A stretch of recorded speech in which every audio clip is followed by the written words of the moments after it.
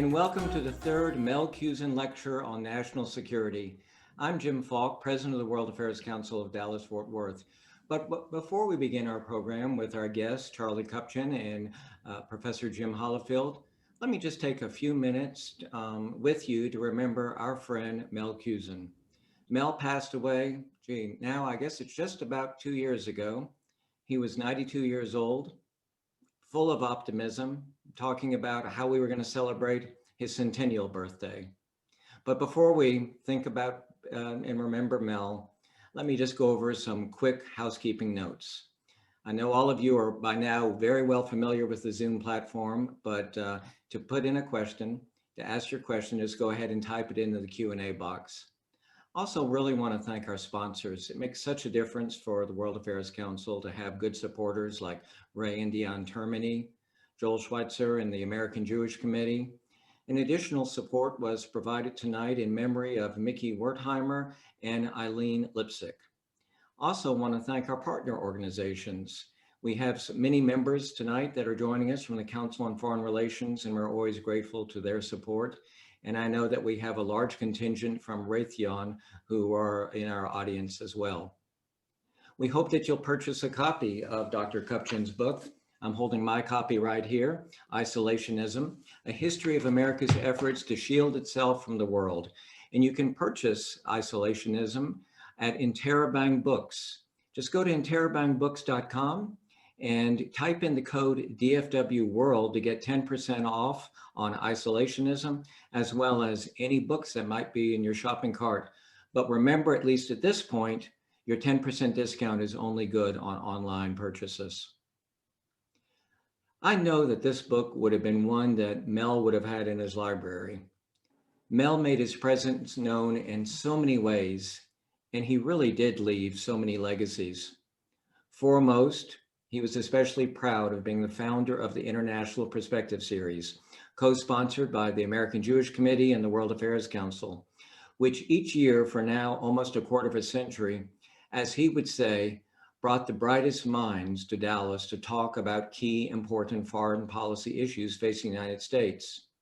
And so it is especially fitting that I mention the first program of the 2021 IPS series that's going to take place next week on Thursday, February 4th at 6 p.m. The topic is Climate and Security 2021. What have we learned and how can we move forward with Sherry Goodman? She's a senior fellow at the Wilson Center. I'm also really pleased to say that Haynes and Boone signed up today to be the presenting sponsor for all of our IPS programs in 2021. So thank you to all the associates and partners of Haynes and Boone for your support. Many of you know that I'll be stepping down in 2 weeks as President and CEO of the World Affairs Council. And one of the things that I'm particularly pleased about is that the Mel Kupchan Lecture will remain a pillar of our annual programming. Those of you who knew Mel remember that his eyes would shine when he recounted a recent trip to DC, where he would be hosted by past speakers of the IPS programs. To him, visiting Brookings, the Wilson Center, or other think tanks would be like a young little leaguer going to Camden Yards or Wrigley Field. Our first Kupchan lecturer was Michael McFaul, former US ambassador, of course, to Russia, now a fellow at the Hoover Institute.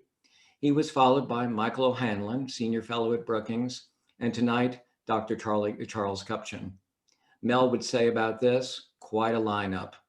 So now what I'd like to do is ask a very good friend of Mel and the council's Ray Termini to be followed by Jim Hollifield, the director of the Tower Center at SMU, to share a few thoughts about Mel. And I know that Charlie will have some memories too.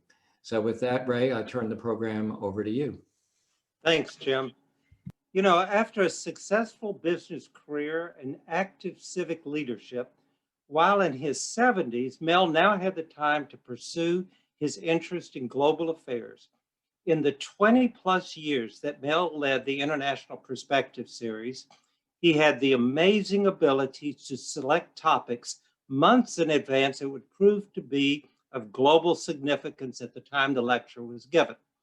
In his later years, when planning for his retirement as director of IPS, he shared with me his tricks of the trade in making the IPS program so popular. These tricks included not only choosing topics that would be pertinent several months in the future, but also in selecting speakers who could make the topics interesting. He particularly wanted speakers with good communication skills, such as professors who are popular with their students, writers who know how to engage their readers, and people who have served in the diplomatic corps.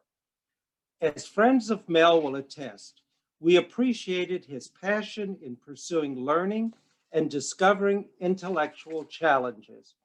This search for learning included his travel to the UK each year with his dear companion Sally Unger to attend classes at Oxford. We also enjoyed our discussions with him on a vast range of topics. Mel was writing a book at the time of his death about his experiences in World War II. I was fortunate to read a chapter. It is too bad that he was not able to complete it. We could have had him as an IPS speaker. Mel became friends with many of the speakers of IPS, including today's speaker. He was an ardent supporter of the World Affairs Council, as well as the Center for Presidential History and the John Tower Center for Political Studies, both at SMU. Many of these leaders became close friends of Mel, including Jim Hollifield, the director of the Tower Center, who joins us today. Please welcome Jim. Thank you, Ray and Jim Falk, for reminiscing a little bit about Mel. It was my enormous pleasure to count Mel among close friend and his late wife, Barbara, and of course his companion, Sally, as well, and the family. You know, David, Kupchan, Melanie, Gary, Michael. These were people I got to know over the years, and Mel never missed a program. He was always there front and center. I know Professor Kupchan, I'm going to introduce him in just a moment, came here many times at the invitation of Mel, and with extraordinary exchanges about what's going on in the world, what's happening in US policy. And Mel was, you know, we were talking about his great martinis, you know, the martinis he would make and serve at his home. But let me, in the interest of time, let me segue fairly quickly here to talk about Professor Kupchan. I think, as I said, he's no stranger to Dallas, having come many times to speak in the series. Not only is he a professor at Georgetown at the School of Foreign Service and a widely published author, I would say that Professor Kupchan is not an armchair theorist. He has served in the National Security Council under 2 administrations, so he's had a lot of experience in American foreign policy. And he has written what I can only describe as a sort of magnum opus here. If you have even a passing interest in American foreign policy, I mean, this is the book for you. And he's tackling an extraordinarily complex topic, isolationism, which many people see as a sort of pejorative term, and I'm sure he's going to explain to us what he means by that. So you've got to look at this book. It is a tour de force, and one of the greatest histories I've seen of American foreign policy. So on that note, why don't we turn the program over now to Professor Kupchan, so we have lots of time for questions. I'm going to keep an eye on the Q&A. I will ask a few questions of him, but Professor Kupchan, why don't you start and tell us what motivated you to write this book, and you know, what's the passion that's behind it? Thanks, Jim, for the very kind introduction and overly nice comments about the book. And thanks to Jim and Ray and Rachel and others who put this program together. Before I jump to the book, I'd just like to add a word about Mel, since we're here in some respects to honor him. I don't recall when my first trip to Dallas was to speak at the World Affairs Council. I'm going to guess it was around 20 years ago. And I'm pretty sure it was on that first visit that Mel and Barbara opened their house up to me. So I had an immediate taste of not just Texas hospitality, but Cuban hospitality. And I do remember those famous martinis. They're really good. But anyway, after that evening, and I think we had a long dinner afterward, you know, the deal was sealed. Mel and I had become fast friends. We had bonded, and we really did stay in touch, regular touch over the next couple of decades. And as you said, Jim, I've been out to speak on several occasions. When Mel would come to Washington, I would see him. In fact, I had the good fortune to have dinner with Sally and Mel. I think it was around Memorial Day of 2018.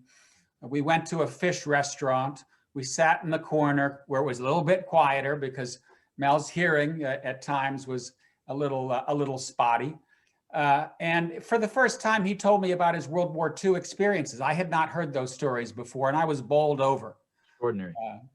But I really cherish that I was able to spend that evening with Mel and Sally. Those images, those stories stick with me to this day. And I learned a lot from Mel over the years. I learned a lot about Texas. I learned a lot about history. I learned a lot about life. And I learned a lot about decency, because Mel was a mensch in every sense of the word. And finally, I also learned a lot about chili, which is something I didn't know a lot about. And in honor of Mel, my wife and now have a tradition of having chili on Super Bowl Sunday. So it's about to happen. And here it is, as you can probably see, the devil's own chili. We keep a big stock of Mel's chili powder, and we roll it out at least once a year on Super Bowl Sunday. So it's a real pleasure and a real honor for me to speak in this lecture series. I know that there's nothing that would make Mel happier than for good friends to come together to discuss the big foreign policy issues of the day. So I've spoken my piece. Now let me just say a few things about the book. Jim, I started thinking about writing a book on American isolationism in the 1990s after the Berlin Wall came down, when I noticed that the American public was losing interest in foreign policy. In the print media, broadcast media, coverage was falling off a cliff. I was in the NSC in the 90s, and Clinton really didn't want to get involved in the Balkans. One could just sense this shrinkage. And that's when I first said, you know, maybe this robust internationalism that I grew up with, that you grew up with, and I went to grad school in the 1980s. I started teaching at the late 80s. So, you know, I was around during the Cold War, and we were unstintingly, unflinchingly ready to go out and run the world. And that's when I began to think in the 90s, you know, maybe that won't last. And then we had 9/11. And then we had the reaction to 9/11, the wars in Iraq and Afghanistan. And I said, well, maybe I won't write a book about the inward turn. But then slowly but surely, the reaction against the so-called forever wars mounted, and one began to detect that Americans were indeed tired of exertions abroad. And that's when I embarked on this book. And then I knew I was headed in the right direction on January 2017, when I'm listening to Donald Trump's inaugural address, and he says, it's going to be America first. And my head explodes, because I'm in there reading about America first in 1940, 1941, fighting to keep the United States out of World War II. And so in many respects, Trump was not so much a bolt from the blue, but a return to earlier traditions in American statecraft. And I have to say, as someone who spent the last 5 years or so of my life steeped in American history, the isolationism, the unilateralism, the protectionism, the racism in American statecraft, that is all part and parcel of America from the beginning, from the 1780s, right up until 1941. And we can come back to this during the discussion, but I take that period as being the first big era of American foreign policy, the era of isolationism, when we were engaged abroad economically, engaged abroad culturally. Our missionaries were roaming all over the place, but we did not want to extend our strategic reach beyond North America until 1898 and beyond Western Hemisphere thereafter. In other words, we essentially tried to run away from the world, in large part because we believed that doing so was necessary to protect the American experiment. Beginning with Pearl Harbor, we flipped to the opposite extreme. We believe that we need to run the world to expand and share the American experiment. And that's the long run of what we now call liberal internationalism. The punchline of my book, and I'll stop here so that we can start our conversation, is that what we're witnessing today and what Trump began is really the third era in American statecraft. And it will not be today under Biden a return to pre-Trump, to liberal internationalism. I think it will be some amalgam, some blend of early American statecraft and Cold War and post-Cold War statecraft. That is to say, we will need to find a new middle ground between isolationism and liberal internationalism. We will need to step back, but not step away. And I think this kind of right sizing of American foreign policy is inevitable because, as I said, Americans are tired of what many people believe is overreach. And our domestic agenda today is so pressing. The pandemic, the economy, healthcare, jobs, that it seems to me it's going to be very hard to return to the unstinting internationalism that came before Trump. So that to me is the big challenge that Joe Biden faces, to find the middle ground between doing too little and doing too much. Well, Charlie, I have to give you credit. You're aiming for the golden mean here, splitting the difference. We know the world is not always quite that simple and it doesn't cooperate. And I want to play devil's advocate in a moment. I'll come back to that, my devil's advocate question. But there's one term that caught my eye in your book. You keep talking about an exemplar versus a redeemer. Can you tell our audience what you mean by that, these two sides of American foreign policy? Well, you know, we have been living in an America in which the exceptionalist mantra has been key in shaping our engagement abroad, right? I think you could find every president until Donald Trump, from Roosevelt through Obama, who has said, we have an exceptional role, we're a cherished nation, we're a chosen nation, we have to go out in the world and bring democracy and stability and peace. And that's new. And for most of American history, the exceptionalist narrative was about being an example, not a crusader. And if you go back and you look at the founders and the debates of the 19th century right up until World War II, the general refrain was that ambition abroad would come at the expense of liberty and prosperity at home. That if we went out in search of monsters to destroy, to use the words of John Quincy Adams, we would imperil liberty, prosperity, and risk tyranny. And it's that kind of sense that America would best be off by staying out of trouble abroad that informed the long run of isolationism that began with the founders and that continued into the 20th century. And part of the reason that isolationism had such a strong pull on the American electorate is that it came in different flavors. So for New Englanders, it was about Enlightenment philosophy and pacifism. Mm-hmm. For Southerners, it was about libertarianism and avoiding a strong federal government. Mm-hmm. For both Southerners and at times Northerners, it was about avoiding expansion to areas in which there were no whites. Most Americans were uncomfortable going into Cuba or Puerto Rico or Latin America because they did not want to integrate more non-whites into the body politic. So racism played a role. that all begins to change, as I said, with World War II. And that's when we really flip from being an exemplar, we will change the world by the power of our example, to a crusader. We will change the world through our power. Well, let me, as I said, I want to play devil's advocate just a minute and drill down. You and I both teach international relations. I teach international political economy here.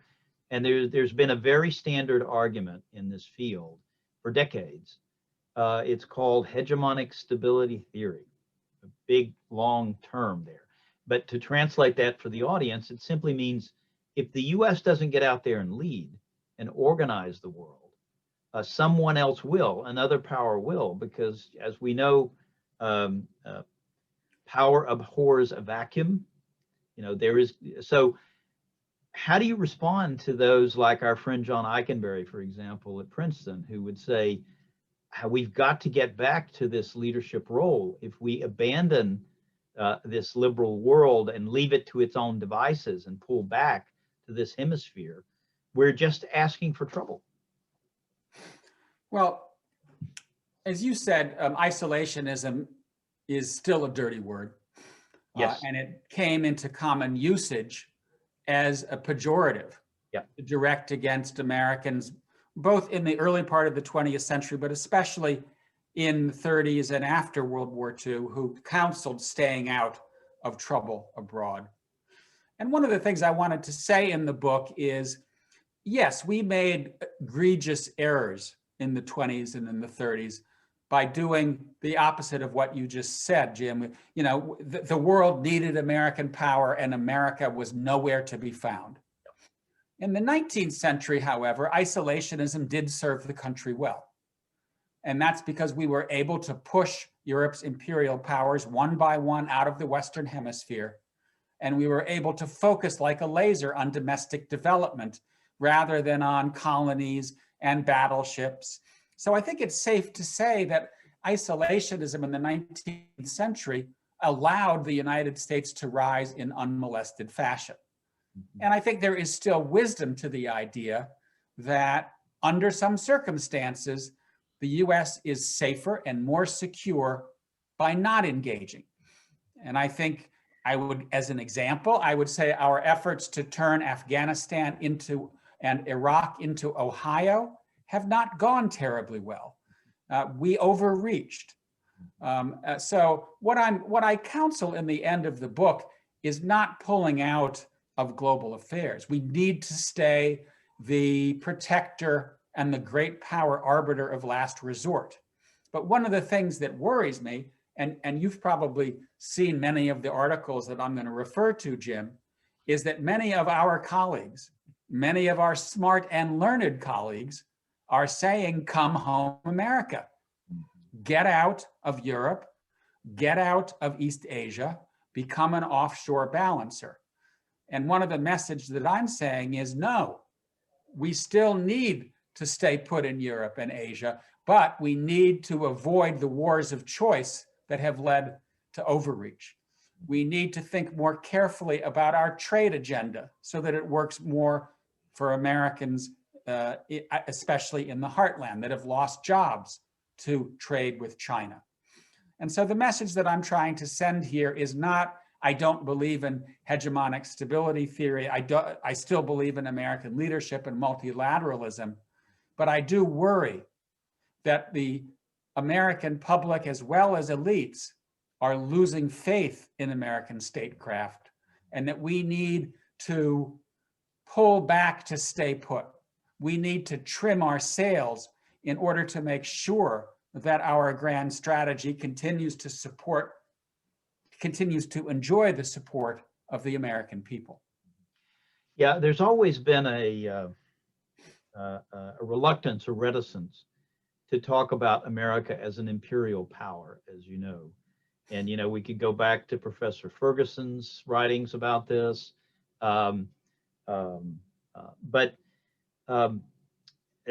Is the United States, have we been guilty of imperial overstretch here, do you think, that we've really gone too far? As Paul Kennedy said, and you're counseling that we should pull back. Why is it so hard for us to pull back? You know, both Obama and Trump, you know, have wanted to get us out of these endless wars in Afghanistan, Iraq, the Middle East, but we seem to be unwilling to do that, unwilling to disengage. So what's going on here? Yeah, good question. I'll start off with a little historical story, and then I'll jump to the present. The answer to your question about is America an empire is no, but. And I say but because we did try it, right? Over the long stretch of the 19th century, we stayed out of the affairs of others. We used our Navy to go after pirates. We defended the interests of traders around the world, but we refused to take on strategic commitments of an enduring nature. That all starts to change in the 1890s. I would say with the exception of the Western Hemisphere.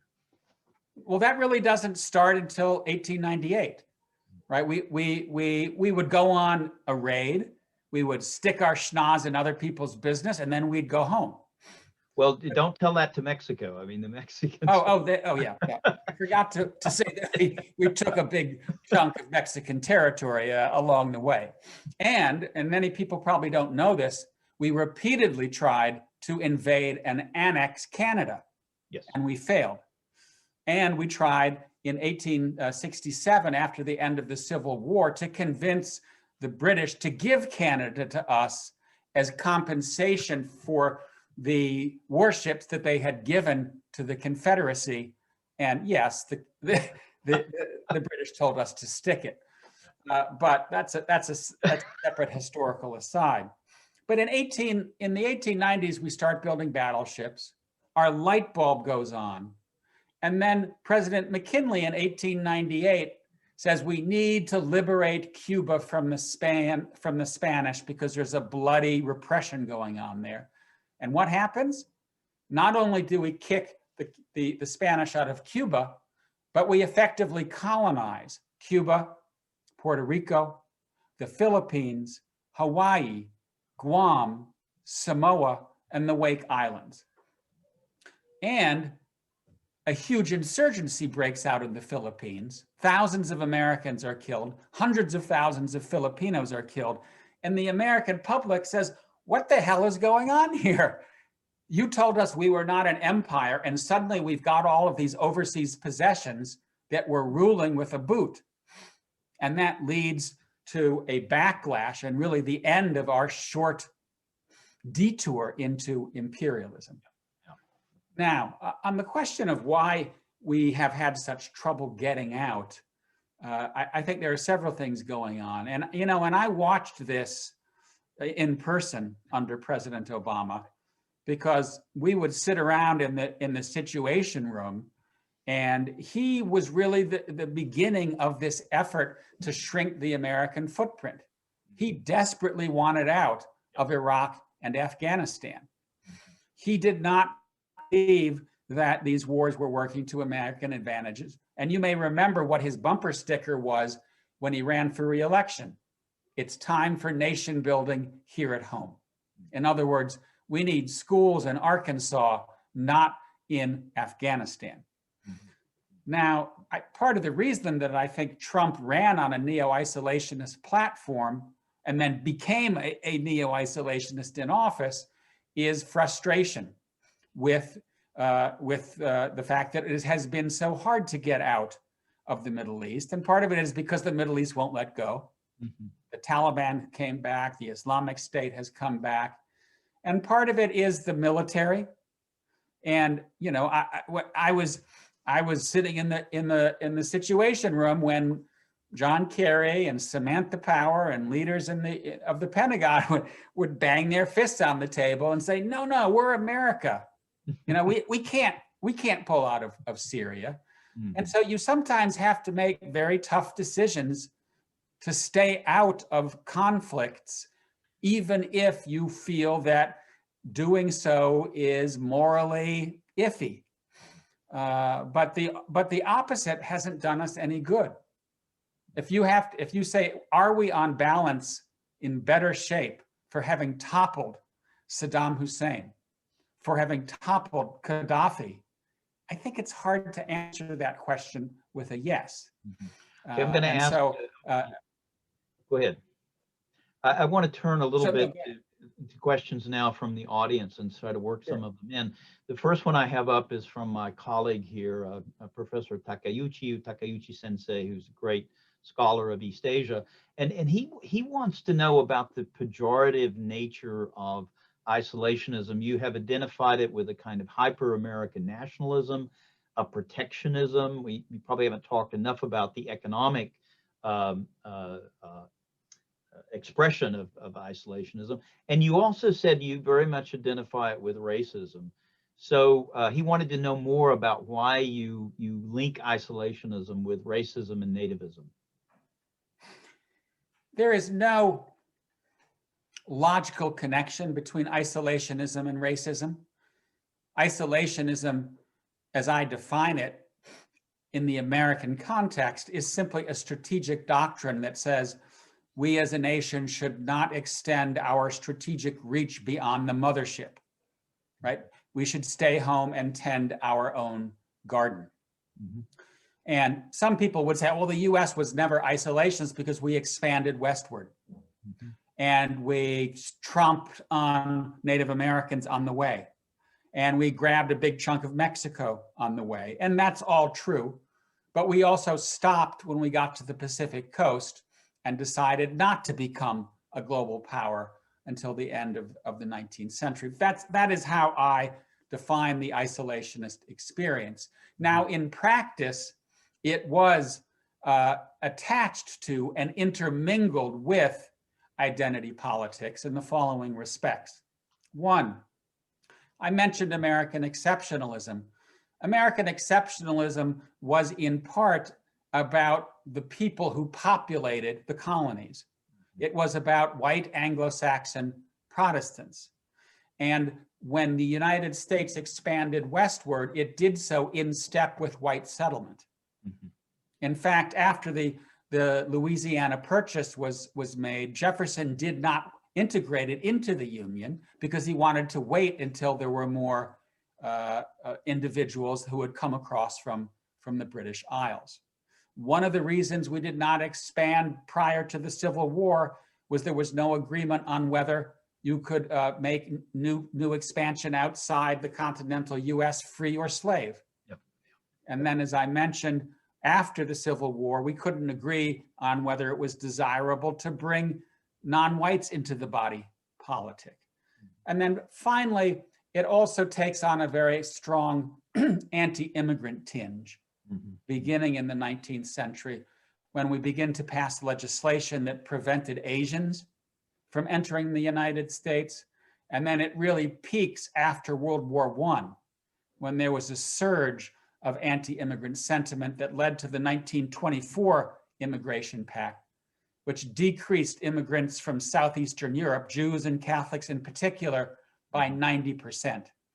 And so in that respect, isolationism and anti-immigrant sentiment did go together in American history.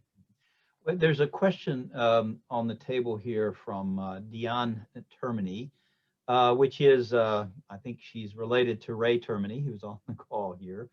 But Diane was wondering if the proponents of isolationism, are they different today than the proponents of isolationism 100 years ago or 150 years ago?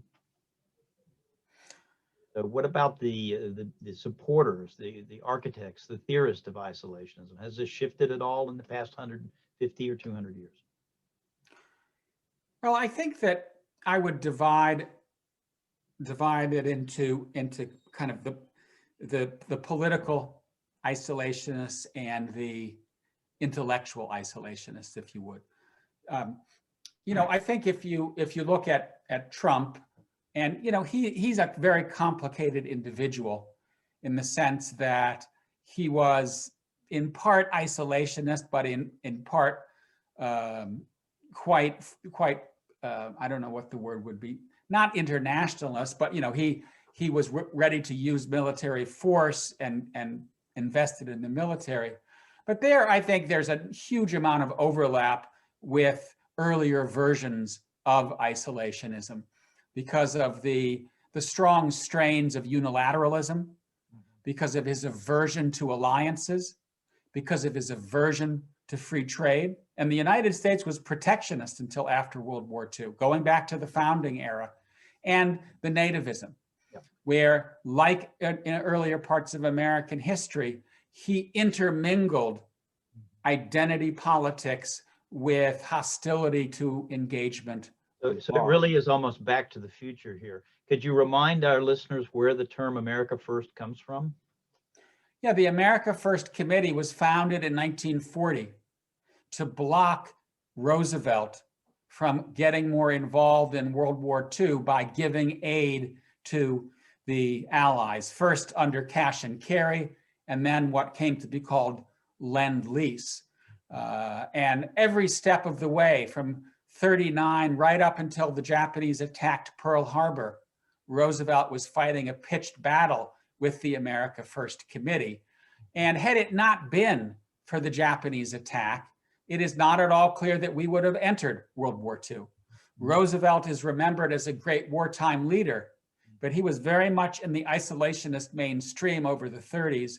And even after 1939, he didn't want to enter the war. He wanted to give assistance to the British to keep the British from falling, because he feared that if the British fell, the Nazis would eventually come after us. Yeah, and it is really so bad that Mel is not here to listen to this, because there was a young Mel Kupchan who was at the University of Texas, I believe, who eventually was drafted or volunteered and went into the war. And Mel would be one of those who would be and the spearhead of this change. But there's a question also on the table here from Laura Hune, and she wants to know, why was our reaction so different after World War I compared to World War II? You know, what's the difference between these two turning points? We reject the League of Nations, and then we become the architect for creating the UN. What's the difference here? Excellent question. You know, after World War, after the War of 1898, Wilson learned the lesson from McKinley's failures that Americans don't want to be an empire. They don't believe in imperialism. They don't like power politics. And so he took the country to war on a purely idealist platform. Mm-hmm. He didn't talk about US interests. He talked about saving the world for democracy. I would encourage all of you to go read tonight, tomorrow, his address to Congress in April of 1917, requesting a declaration of war. There is not one whiff of realism or national interest. It's all idealism. And he did the same thing with the League of Nations. He attempted to sell this as America's moment has arrived. We are finally delivering on the promise to bring manifest destiny to the world and spread Republican ideals and peace. And Americans didn't buy it. They weren't ready for that kind of engagement. Republicans that rejected the League were generally internationalist, but they were fiercely unilateralist. Mm-hmm. And the big difference between the Roosevelt era and the Wilson era is that Roosevelt learned from Wilson's mistakes, and he made internationalism as much about interests as about values. He mingled the two, power plus partnership. And the other very important thing here is that Roosevelt was very conscious of building a bipartisan compact. Wilson was deeply partisan. He went after the Republicans. He didn't include any Republicans in building the League of Nations. They hated Wilson. Roosevelt reached across the aisle, and he, more than anybody, is responsible for building that stable, moderate, bipartisan center that lasted really from the Roosevelt administration right through the end of the Cold War, and arguably up until the 21st century. So Henry Cabot Lodge was very different from Arthur Vandenberg. Yes, very. Well, there are a couple of questions on the table here, I think, that go together. And I think you remember, like I do, after World War II, one of the mottos was, let's have peace through trade. You know, if we can just engage with the world economically, we'll have interdependence. This will make the world a more peaceful place. And the US can lead with this. So one of the questions is, wouldn't trade liberalization today, you know, bring us back to a more peaceful world? And another question on the table here is, well, what about China and the rise of China? So could you tell us a little bit more about the economic side of isolationism? Sure. You know, as I said, the US was a trading nation from the beginning. A sizable portion of our national wealth depended upon the trade with the Caribbean and across the Atlantic. And the founders were of the mind that you just described, Jim. They believed that we should have political connections with no one, commercial connections with everyone, because they believed that political connections would get in the way of trade. And if you go back and you look at the model treaty of 1776 that Congress drafted to guide US statecraft, it said, let's trade with everybody. Let's have trade deals with everybody. Let's have no alliances. Mm-hmm. And I'll tell a quick story because I think this is emblematic of the period. You know, we weren't doing very well in the Revolutionary War. In fact, we were getting our butts kicked by the British. And the founders said, you know what? We do not want an alliance, but if we don't form one with the French, we're going to lose. Yep. So they formed the alliance with the French came over and we won. And we became an independent federation. In 1793, France and Britain go to war again. And the King of France has George Washington on his speed dial, and he calls George and he says, Georges, remember the alliance of 1778? We're at war with Britain again. How many ships and how many planes are you going to send across the Atlantic? What does George do? He hangs up and he issues the Proclamation of Neutrality, in which he basically says to the French, good night and good luck. You are on your own.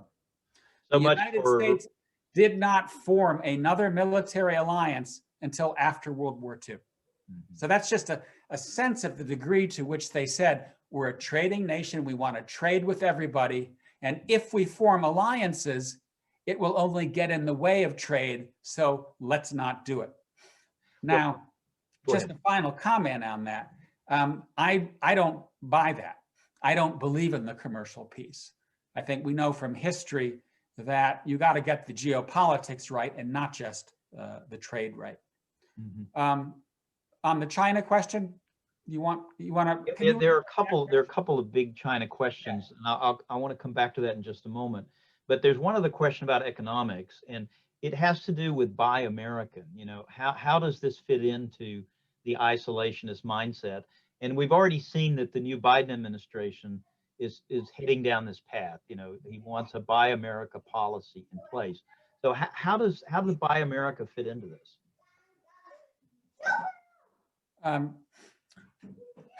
You know, I'm gonna say something kind and positive about Donald Trump. Those are my kids in the background. Sorry about that. Just 1 second. Okay.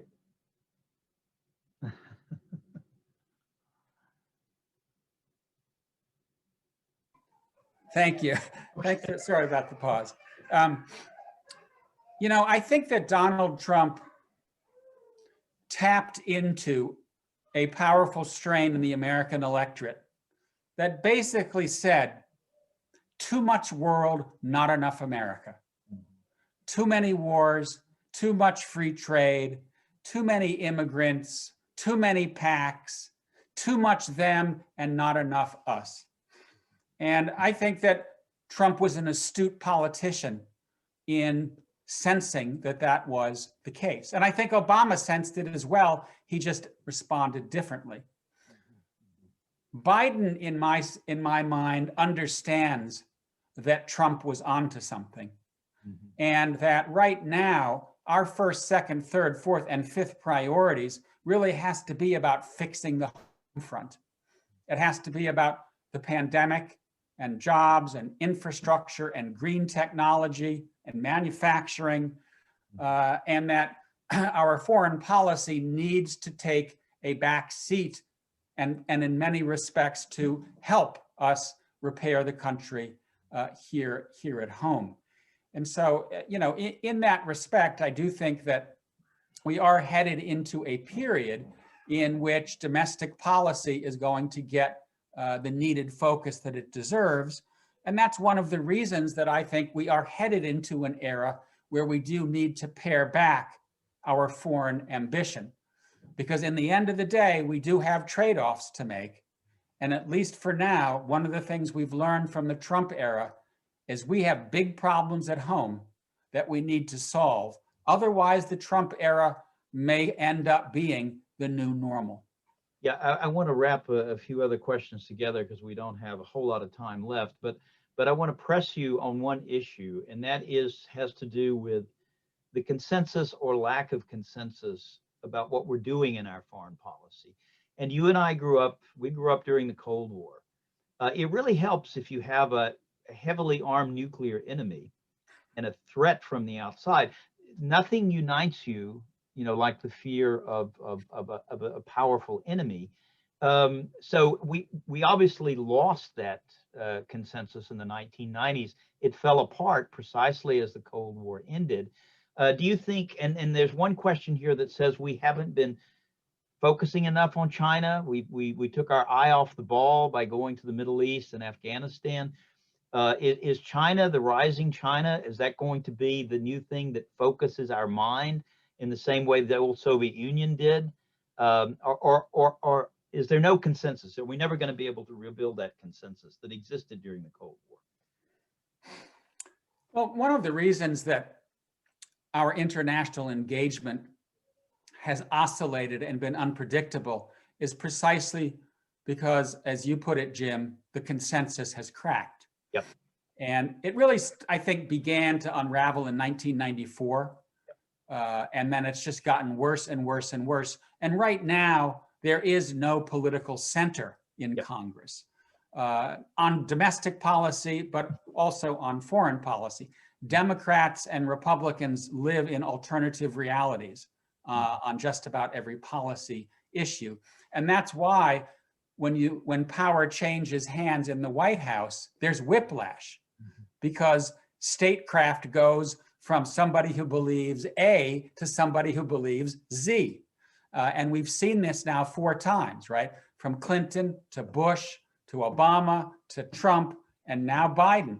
Well, who's next? Right? Our allies are beginning to say, this is a country that doesn't know what it's doing. And, they may be right. Do I think that China can restore the consensus? Well, if there is some bipartisanship here in the town that I live in, it's on China. It's on the need to stand up, to push back geopolitically, to push back politically on trade, on human rights. And I expect Biden to take a pretty tough line. I think there will be more continuity than change on China policy. Will it be enough to restore bipartisanship in an enduring way? To be honest with you, right now, I don't think so. And that's because I think the partisan divide, it looks to be extremely, extremely wide right now. And I guess I would say that for me, we need to solve the internal underlying problems, whether it's racial injustice, whether it is race issues in general, whether it's the culture wars, unemployment, stagnant wages. I'm a kind of believer in inside out. That is to say, we can't think that we can repair the country by saying, oh, China's coming to get us. We have to repair the country from the inside out. If we don't do that, we're never going to get our foreign policy right, including our China policy, because we are going to be too divided. If we do fix our internal problems and we get our economy back up on its feet and we begin to rebuild bipartisanship and a center, I have every confidence that we will get our foreign policy right, because we have seen in the past that that consensus is key to guiding a steady ship of state. I think it might have been Richard Haas who said security begins at home. I don't know if Richard was the one who started foreign that. policy begins at home. He wrote Foreign policy begins at home. Do you think that might be the basis for a Biden doctrine here? I think that it will be the basis for a Biden doctrine. It's happening before our eyes. Now, you know, my friends in the Biden camp would say, hey, we can walk and chew gum. We can address an ambitious domestic agenda and go back to leading the world. And I think there's some truth to that. And we have already seen the US go back to being a team player. Mm-hmm. We have already seen the US go back to saying, we stand by our allies, whether in Asia or Europe or elsewhere. We believe in collective defense. We think you are our best friends, not our foes. And so the US is going back to a brand of leadership that many countries are. So how do you convince the American people that that kind of engagement in multilateralism is in the long-term interest of the United States? Well, I think that Americans understand the need for partnership. And if you look at public opinion polls, they believe in multilateralism and they believe in trade, that it's good for America. They just want better trade. Mm-hmm. The one thing where I think we will not see a return to the status quo ante is it will be multilateralism light. It will be informal. It will be compacts, steering groups, committees. Why? Because I don't think you could get any kind of serious treaty making done in the Senate. The Republican Party has really embraced a unilateralism that looks much more like 1919 than 1945. Mm-hmm. And as a consequence, and we already saw this under Obama, whether it's the Paris Agreement or the Iran nuclear deal or other deals, you do it by executive agreement because you're not going to be able to get 2/3 of the Senate. I think we're going to be in that boat for a very long time. The one thing that I think that we will do is continue the pullback from the Middle East, because I think the Americans have said as much, but I think that doing so will help us rebuild support for staying the course in Asia and in Europe. I'm going to try to wrap up 2 or 3 different questions at a time here, since we're almost running out of time. And there's one on the table from my friend Frank Heitkin. And it's a very good question. You know, when do we know in this world, when do we know that our vital interests are at stake? You know, when do we know how to use force and when to use force, when to go to war? Frank points out that Roosevelt, you know, almost waited too long, you know, before getting us in. And if it hadn't been for the Japanese, we might have waited too long. So how in this current environment do you know the balance between force and statecraft, to quote Alexander George here? How do we calibrate that balance? Yeah. You know, I think I'm kind of a meat and potatoes guy. And by that, I mean, I'm a believer in great power politics. And I think that one of the big mistakes that we've made is getting involved in wars of choice that have ground us down, right? The wars in the Middle East have cost over $6 trillion. We can't even get a 1.9 trillion package through Congress. Think about what 6 trillion could have done for the American economy. One of the reasons that we see internationalism dwindling is because there is this exhaustion of wars in the Middle East. So I would go back to the wisdom of the statesmen and diplomats of the 40s and say, our main mission remains the same: to preserve peace among the great powers, to prevent the domination of large industrial heartland areas by a hostile power, and to be very careful about getting involved in areas of the strategic periphery in a military way. I'm a big fan of diplomacy and involvement and engagement, but we got to stop fighting these land wars that just grind us down. And so I would go back to basics and keep a focus on big American national interests. And I think you're right, Jim, that Roosevelt waited too long. He stood by idly as fascism and Nazism overran Europe and overran Asia. That was a mistake. Yeah, that was actually Frank who suggested that. But I want to conclude with a couple of questions here. Again, I know these are big ones and it's hard to answer them in 2 or 3 minutes. But one of the questioners here is Al Dreskin, who says, you know, Hitler it was clear that he was engaging in a genocide, you know, and eventually would end up murdering millions of people. And the US sat by and we did nothing. So when do these kinds of enormous, you know, human rights issues, you know, when do you have to act on this? How do we know when to act? And what role should human rights play in our foreign policy? That's an extremely difficult one. You know, my take on US foreign policy historically is that human rights and concern about innocent loss of life is not enough to get us to go to war. And we've seen that in Rwanda, we've seen it in Somalia, we've seen it in East Timor, we now are witnessing it with the Rohingyas in Myanmar. We've been told there's genocide going on in Xinjiang. We're certainly not going to intervene in Xinjiang. And we're not going to save the Uyghurs, huh? Yeah, you know, we may sanction people, we may have trade embargoes on products made in Xinjiang, but so, you know, it leaves us in a morally compromised position because we know that people are suffering, we know that atrocities are being committed. I guess you know, the best we can do is to try to put together packages of inducements and sticks, some of them military, to try to prevent these from happening. But I have to say that I found Libya to be instructive. We did implement what was called the responsibility to protect.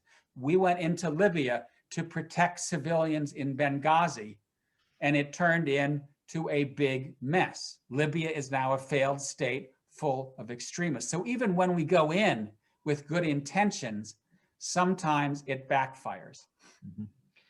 Well, I think we probably have reached the end of the program. I see Jim Falk coming back on the screen here, and you can see, you know, what an extraordinary scholar we have here in Professor Kupchan, and we really want to thank him for leading us through this very complicated topic. Jim Falk. Well, and indeed, thank you, Charlie, and Jim, thanks for also lending your expertise and directing the conversation so beautifully. And I do want to remind everyone that they can purchase a copy of Isolationism by going to interabangbooks.com.